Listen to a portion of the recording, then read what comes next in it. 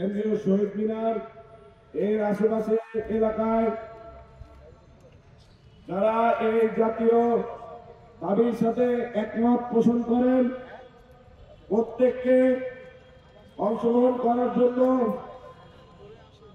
ছাত্র নাগরিকের পক্ষ থেকে এবং ক্ষতিগ্রস্ত বিডিআর পরিবারের পক্ষ থেকে আসার আহ্বান জানাচ্ছি। এই কেন্দ্রীয় শহীদ মিনারে অবস্থান করছেন, শীতের রাত উপেক্ষা করে তারা এখানে অবস্থান করেছেন। তারা অনেক বেশি আশা নিয়ে এখানে এসেছেন। আপনারা জানেন আজকে 9 জানুয়ারি, আজকে কোর্টে যে বিস্ফোরক মামলা করা হয়েছিল যার ভিত্তি নেই, সেই মামলায় শুনানি হওয়ার কথা ছিল, কিন্তু আমরা দেখতে পেয়েছি এক একবার এক এক ঘোষণার মাধ্যমে কোর্ট এক জায়গা থেকে আরেক জায়গায় স্থানান্তর করা হয়েছে। আমরা মনে করি এইখানে যারা ন্যায় বিচার প্রত্যাশী বিডিআর এবং বিডিআর পরিবারের সদস্য আছেন তাদের সাথে স্পষ্ট রাষ্ট্রীয় প্রহসন করা হয়েছে।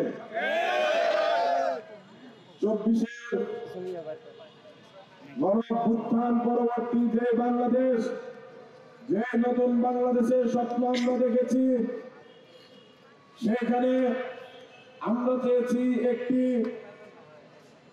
ইনসাফ ভিত্তিক বাংলাদেশ, যেখানে কোনো শোষণ, বঞ্চনা, অন্যায়, অবিচারের জায়গা থাকবে না। বাংলাদেশের অন্যতম একটি মজলুম শ্রেণী হলো এই বিডিআর এবং তার পরিবারের সদস্যরা। বিগত 16 বছর তারা মানবেতর জীবনযাপন করেছে। তাদের সন্তানাদি নাতিপুতি রাষ্ট্রীয় বিভিন্ন সুযোগ সুবিধা থেকে বিভিন্ন সময় বঞ্চিত হয়েছে। আমরা চাই বিচারিক প্রক্রিয়ায় তাদের সাথে যেন ইনসাফ প্রতিষ্ঠা করা হয়। আপনারা জানেন গতকাল শাহবাগে কিন্তু ছাত্র জনতার পক্ষ থেকে ঘোষণা এসেছে, যদি এই বিচারের নামে কোনো টালবাহানা করা হয় তাহলে আমরা কঠোর থেকে কঠোরতর কর্মসূচিতে যাব।